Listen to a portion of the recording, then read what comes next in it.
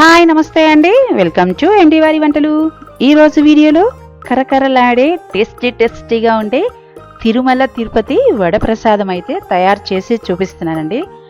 ఇది చూసారా, ఇలా తుంచితేనే ఎంత కరకరలాడుతూ భలే ఉంది. తింటుంటే టేస్ట్ మాత్రం భలే ఉంది. ఎందుకంటే ఇందులో మనం ఇది మినపప్పుతో చేస్తాం కదా, మినప గుండ్లతో చేస్తాము. మనం రుబ్బుకునేటప్పుడు కొంచెం పలుకుగా రుబ్బుకుంటాం కదా, తినేటప్పుడు ఆ పప్పు ఫ్లేవరు, అదేవిధంగా ఇందులో మిరియాలు కూడా యాడ్ చేస్తాము. సో ఆ మధ్యలో తింటున్నప్పుడు ఆ మిరియాలు కూడా మధ్యలో తగులుతూ ఆ పప్పు క్రంచీగా కరకలాడుతూ టేస్ట్ మాత్రం చాలా బాగున్నాయండి. సో మరి వాటిని ఎలా తయారు చేసుకోవాలి, వాటికి ఏమేమి ఇంగ్రీడియంట్స్ కావాలో ఈరోజు వీడియోలో మీ అందరికైతే షేర్ చేస్తున్నాను. సో కొంచెం వీడియో లెంత్ ఎక్కువైనా సరే కొంచెం స్కిప్ చేయకుండా కాస్త ఓపికగా చూడండి ప్లీజ్.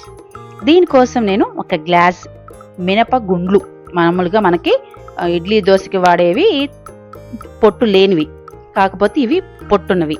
వీటిని అదే బ్లాక్ హోల్ ఊరద్దాలంటారు కదా ఇంగ్లీష్లో. సో మినప గుండ్లు, నల్ల మినప గుండ్లు లేదా మినుములు అంటాం, అది అందరికి తెలుసు. ఎన్నిసార్లు ఎందుకు చెప్తున్నానంటే ఈ రోజుల్లో మనం పొట్టు లేనివే యూజ్ చేస్తున్నాం కాబట్టి ఇంతగా పర్టికులర్గా మెన్షన్ చేయాల్సి వస్తుంది. సో దానికోసం ఒక గ్లాస్ అయితే నేను మినపగుండ్లని ఒక 8 నుంచి 10 గంటల వరకు అయితే నానపెట్టానండి. 8 గంటల పైనే నానాలి, కానీ కొంచెం తక్కువైనా సరే మనకి పర్ఫెక్ట్గా రావు. సో అదైతే మెయిన్గా గుర్తుపెట్టుకోండి. నేను ఇందులో కారం కోసం గ్రీన్ చిల్లీ కానీ రెడ్ చిల్లీ కానీ ఏం యూజ్ చేయము. ఇందులో ఈ వడకి నేను ఓన్లీ బ్లాక్ పెప్పర్, మిరియాలు మాత్రమే వాడుతున్నాను. సో వాటిని పక్కన పెట్టేసుకొని వాటిని సపరేట్గా మిక్సీ పట్టుకుంటాను నేను. మీ దగ్గర రోల్ అందుబాటులో ఉంటే కనుక రోట్లో వేసి రుబ్బుకోవచ్చు, అలా అయినా పర్వాలేదు. ఇప్పుడు ముందుగా ఒక మిక్సీ జార్లో కొంచెంగా ఈ నానపెట్టిన మినపగుండ్లను యాడ్ చేసుకొని అందులోని టేస్ట్ సరిపోయే విధంగా కొంచెం సాల్ట్ కూడా యాడ్ చేసుకొని బరకగా అయితే మనం మిక్సీ పట్టేసుకోవాలి. ఇది మెత్తగా రుబ్బకూడదండి. ఇందులో ఒక్క చుక్క వాటర్ కూడా యాడ్ చేయకూడదు. మెయిన్గా గుర్తుపెట్టుకోవాల్సిన విషయం అయితే అది. ఇందులో ఒక్క డ్రాప్ వాటర్ కూడా అస్సలు వేయకూడదు. నీళ్ళు అస్సలు వేయకుండా కొంచెం ఉప్పు వేసి ఈ విధంగా పలుకుగా బరకగా అయితే మనం మిక్సీ పట్టేసుకోవాలి. నాకు ఉప్పు వేయడం వల్ల కూడా కొంచెం అనిపించింది లైట్గా ముద్దగా. ఒకవేళ ఉప్పు వేయకుండా పడితే ఎలా ఉంటుందా అని నాకు ఎందుకో డౌట్ అనిపించిందండి. ఒక్కసారి సెకండ్ టైం వేసేటప్పుడు వితౌట్ ఉప్పు లేకుండా వేసి చూద్దాం ఒకసారి. అందుకని ఇప్పుడు ఏం చేస్తున్నా నేను ఉప్పు యాడ్ చేయకుండా ఓన్లీ మినపగుండ్లు డైరెక్ట్గా వీటిని మిక్సీ పడదాం చూద్దాం. ఎందుకంటే ఉప్పులో కూడా వాటర్ కంటెంట్ ఉంటుంది కదా, ఫస్ట్ వేసినప్పుడు కొంచెమైనా వాటర్ ఎల్లుంటుంది తడి. అందుకని నాకు ఆ వాటర్ తడి, ఈ ఉప్పు తడి, ఈ రెండింటి వల్ల నాకు లైట్గా అనిపించింది. సో మీరు ఆ విషయం మర్చిపోకుండా జాగ్రత్తగా పూర్తిగా వాటర్ లేకుండా చూసుకొని మీరైతే మిక్సీ పట్టేసుకోండి.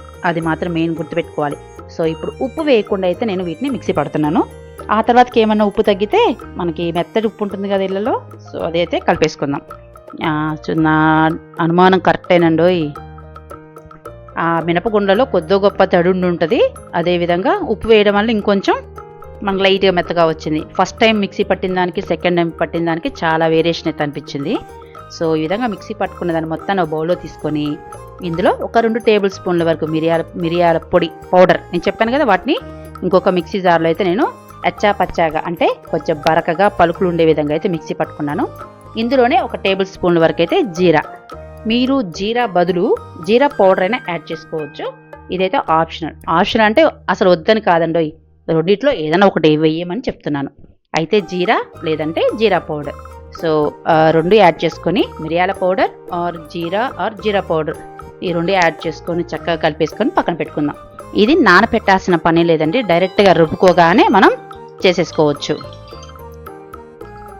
ఇప్పుడు ఏదైనా ఒక క్లాత్ కానీ ఒక కవర్ కానీ తీసుకొని, చూసారు కదా, ఈ మాత్రం కొంచెం పెద్దవి చేసుకోవాలనుకుంటే ఈ మాత్రం ముద్ద అయితే తీసుకోవాలి. పిండి ముద్ద తీసుకొని లైట్గా తడి చేసుకొని చక్కగా పెద్దవి, మందంగా కాకుండా అలా అని పల్చగా కాకుండా మీడియంగా అయితే మనం వీటిని ఒత్తుకోవాలి. అప్పుడే మందంగా ఉంటే మనకి అవి ఎంత పొంగినా లోపల మెత్తదనం వస్తుంది. సో అందుకని అలా అని మరీ పల్చగా కాకుండా అప్పడాలాగా అయిపోతాయి. సో మీడియంగా ఉంటేనే మనకి ఈ వడలు తిరుపతిలో తిన్నప్పుడు ఎలా అయితే వస్తుందో కొంచెం ఆ ఫీలింగ్ వస్తుంది. సో చూసారు కదా, నేను కొంచెం పెద్దవే చేసుకున్నాను కాబట్టి ఈ మాత్రం మందంగా ఉంటే సరిపోతుంది. చూసారు కదా, ఇలా ఉంటే పర్ఫెక్ట్గా ఉంటుందండి.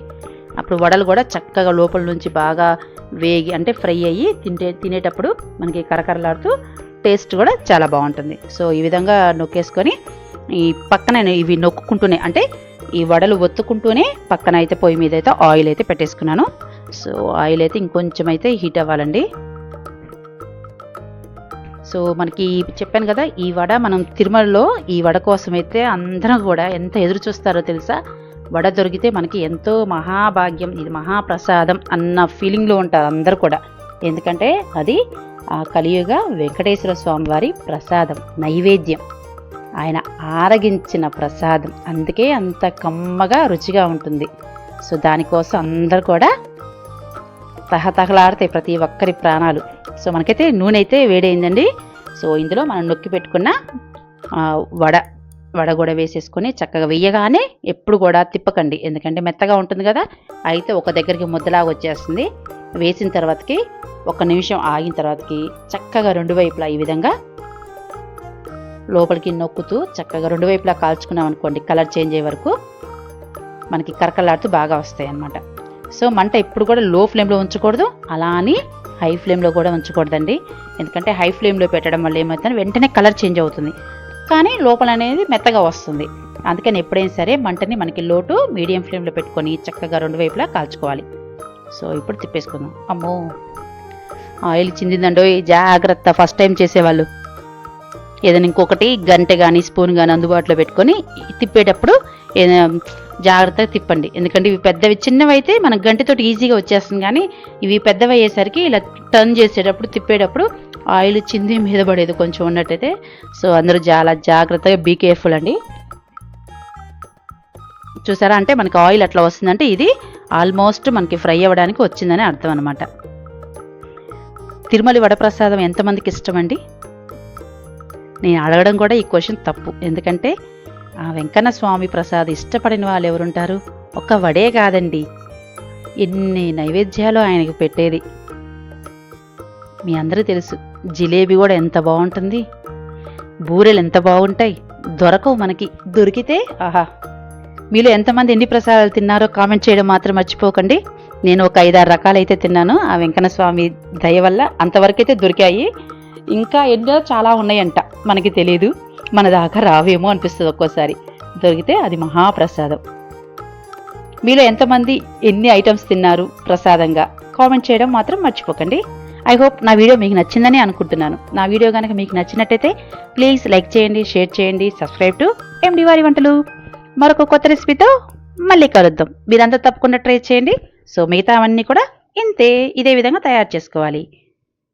అంతేనండి, మరొక కొత్త రెసిపీతో మళ్ళీ కలుద్దాం. Bye bye.